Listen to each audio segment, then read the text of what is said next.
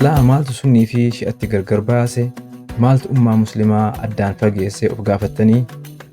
Kutaan lammaffaa kun waa'ee tokkummaa fi garaagarummaa sunnii fi shi'aa irratti keessumattuu dhimmoota abbaa taayitaa amantii, maddoota seeraa, siyaasa, ji'oopolitikaa fi kan kana fakkaata irratti xiyyeeffataa hanga dhumaatti hordofaa. Dhimmoota wal dhabdee garee lamaaniitiif sababa ta'an keessaa tokko waa'ee kaliifotaati. Warri sunnii kaliifota arfaniif khulafaa'ur raashiduunotaaf jechuun Abuu Bakr, Umar, Usmaanii fi Aliif beekamtii fi kabaja guddaa laatan.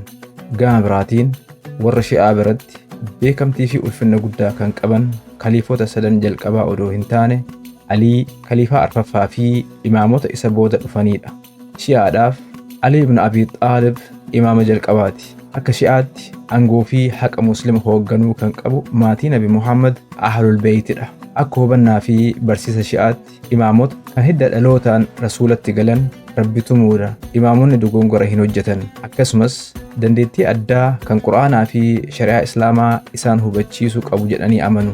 Bakka imaamni qaamaan hin jirretti ayaatolatu hawaasa shi'aa geggeessa. Sunnii biratti bu'uurri amantaa fi seera Islaamaa Qur'aanaa fi sunnaa jechootaa fi gochoota Nabi Muhammadidha.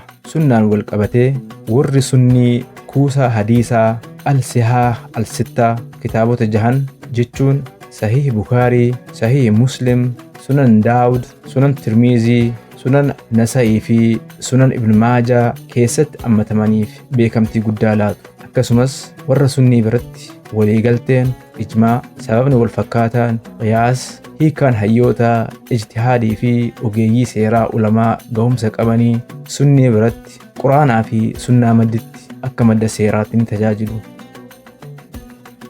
Shi'aa birattis quraanaa fi sunnaan rasuulaa madda seeraa ijoodha. Kana cinattis kuusaan hadiisa adda addaa al-kutub al-arba'aa kitaabota arfan kan al-kaafiin keessatti argamus ni jira. Warri shi'aa garuu irra jireessatti hadiisa karaa Alii fi imaamotaan Ahlul Beeytiin daddarbe yookaan himame fudhatu.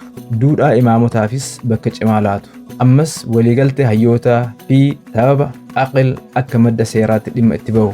Dimshaashatti shi'aa fi sunniin hadiisa irratti hedduu hirkatu. Bakka tokko tokkotti garuu hadiisni fudhatanii fi akka itti hadiisa hiikan wal dhiba. Warri shi'aa hadiisota tokko tokko keessattuu kan namoota akka mormitoota Ali ibn Abi Xaalibitti ilaalamaniin odeeffaman fudhachuu ni didu.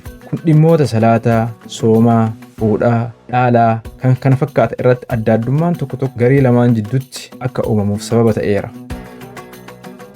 Sunniin yookaan shi'aan hundi ilaalcha wal fakkaatu qaban jechuu miti. Imala seenaa yeroo dheeraa keessa haala Qur'aanii fi hadiisni itti hiikamuu fi seerri itti tumamu hordofee adda addummaan xixiqqaan garii lamaan keessatti biqilaa fi daraaraati kan har'a gayan. Warri sunnii manneen barnoota amantaa fi seeraa, mazhaba yookaan schools of thought ijoo afur kanneen Maalikii, Hanafii, Shaafii fi Hambalii jedhaman qabu. Ammas adda addummaa barnoonni amantaa aqiidaa yookaan school of theology uume hordofee Ash'arii, Maturiidii fi Asarii jedhamanis jiru. Gareen shi'aa keessattuu warri 12 adda durummaan fiqii yookaan seera Jaafarii hordofu. Jaafariin shi'aaf imaama jahaffaati. Shi'aa keessas garee 12 alatti gareen Ismaa'ilii fi Zaydii jedhamanis ni jiru. Ismaa'iliin imaamonni 7, Zaydiin ammoo imaamonni 5 qofti akka jiranitti amanu. Akka garee shi'aa 12tti imaamni 12ffaa fi inni dhumaa Muhammad al-Mahdiidha. Suufiin Islaama keessatti daandii beekamaadha. Aadaa dheeraas qaba. Gareen suufii bifa adda addaa qabaatus sunnii fi shi'aa biras ni jira. Salaataanis wal qabatee sunnii fi shi'aa bira garaagarummaan xixiqqoon ni jiru. Warri shi'aa salaata fakkeenyaaf Zuurii fi Asrii, Magriibaa fi Ishaa walitti fidanii al tokko salaatu.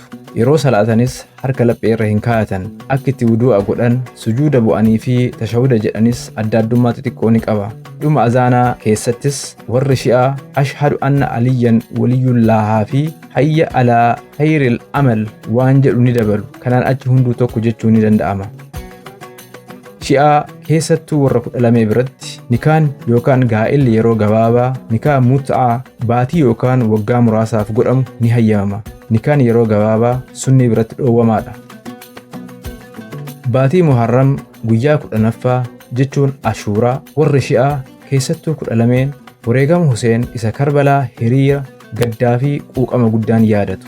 Sunnii biratti garuu Ashuuraan guyyaa soomanaati. Akkuma warra Sunnii warri Shi'aas Makkatti sirna hajjii ni raawwatu. Kana cinattis Karbalaa, Najaaf, Mashhaditti fi kan kana fakkaatutti fakkeenyaaf ziyaaraa awwaala qabrii imaamotaa fi firoota isaanii ni taasisu. Sunnii bira dhimma ziyaaraa irratti garaagarummaa yaadaa guddatu jira. Shi'aan Muhammad Hasan al-Mahdiin bara 869tti akka bara walootti yookaan Common Eraatti imaama 11ffaa Hasan al-Askarii irraa akka dhalatee fi imaama 12ffaa akka ta'etti amanu. Erga bara 941tti waggaa 1000 oliif jechuudha dhokatee jiraachuu fi gara fuulduraatti deebi'ee akka mul'atu nagaa fi haqa deebisee argamsiisuu keessatti shoora guddaa akka taphatutti hubatu. Imaamummaa Mahdiitti kan amanu warra 12 Ithnaa Asharii malee Shi'aa hundaa miti garuu. Sunnii biratti ammoo Muhammad al-Mahdiin gara dhuma addunyaatti kan dhufu yoo ta'u gochi isaa islaamummaa deebisee dadammaqsuu fi haqa hundeessuu akka ta'etti amanama. Warri Sunnii Mahdii akka imaamaatti hin fudhatu dhokateera jedhees hin amanu. Dhimmoota asii olitti ka'an irratti Sunnii fi Shi'aa jidduutti adda addummaan kan uumame irra jireessatti akkaataa yookaan haala namoonni Qur'aanaa fi hadiisa itti hubatan yookaan itti hiikan hordofeeti. Akkuma kutaa tokkoffaa keessatti ibsame jalqabatti adda addummaan garee lamaan jidduutti kan uumame gaafii eenyutu hawaasa muslimaa hoogganuu qaba jedhu irratti wal mormii yaadaa uumame hordofeeti. Adda addummaan jiraatus darbaa walitti bu'iinsi mul'atus seenaa keessatti garuu Sunnii fi Shi'aan jaarraa hedduuf nagaan maatii fi ollaa ta'aa jiraataa turaniiru. Boodarra garuu dhimmi siyaasaa fi ji'oopolitikaa amantaa dahoo godhataa qaawwala adda addummaa ture keessatti dhokata waljibbaa hammeessaa hariiroos booressaa waliin jireenya hawaasaa hadheessaa fi walitti gaarreeffannatti geessaa deeme. Mootummoonni Sunnii warra Shi'aa kanneen Shi'aa ammoo warra Sunnii daangaa isaanii keessa jiraatan yeroon itti dirqisiisaa ukkaamsaa fi doorsaa turan tureera. Fakkeenyaaf waldorgommii siyaasaa impaayera Osmaanii fi Safaafid jidduu tureen hordoftoonni Sunnii fi Shi'aa dhiibbaa adda addaaf saaxilamaati kan turan. Akka ragaatti hanga jaarraa 15ffaa yeroo sirni mootummaa impaayera Safaafid aangoo qabatetti irra jireessi ummata Iraan Faarsii hordoftoota Sunnii turan. Bulchiinsa impaayera Safaafid jalatti garuu dirqiidhaan gara Shi'aatti akka jijjiiraman taasifaman. Walumaa galatti waldorgommiin impaayera Osmaanii fi Safaafid adda addummaa Sunnii fi Shi'aa jidduu ture daran hadheessuudhaan gara waldhabdee siyaasaa dhaabbataatti geeddareera. Adda addummaa amantaa gara garaagarummaa ji'oopolitikaatti ol fanniseera. Kun hariiroo hawaasa duratti nagaan ollaa walii jiraataa turanii summeesseera.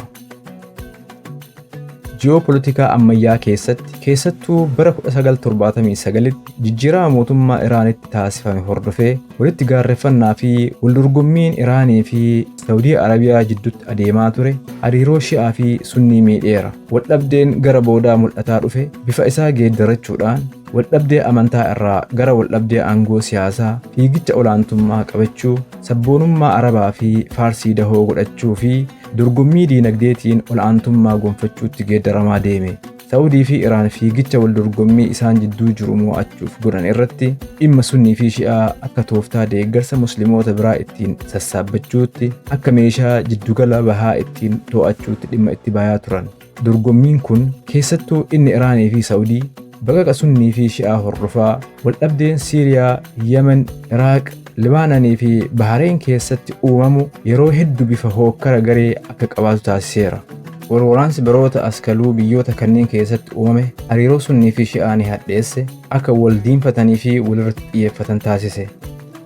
Shi'aa fi Sunnii jidduu garaagarummaan amantaa fi seenaa jiraachuun isaa waan hin haalamne ta'us xiinxaltoonni baay'een waldhabdeen ammayyaa garee kana lamaan jidduu jiru waa'ee amantaa, falmii teewooloojii caalaa, dhimma siyaasaa, dantaa diinagdee fi dorgommii biyyoolessaa akka ta'etti ibsu.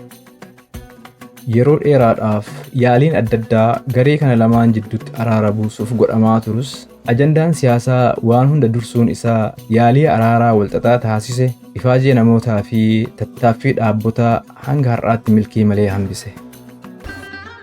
Like, share, subscribe godhuudhaan beekumsa manaa fi nama hedduu biraan gayaa. Viidiyoo kana fakkaatu akka hojjennuufis humnaa fi hamilee nuuf ta'a. Yaada viidiyoo kanarratti qabdanis comment section keessa kaayaa.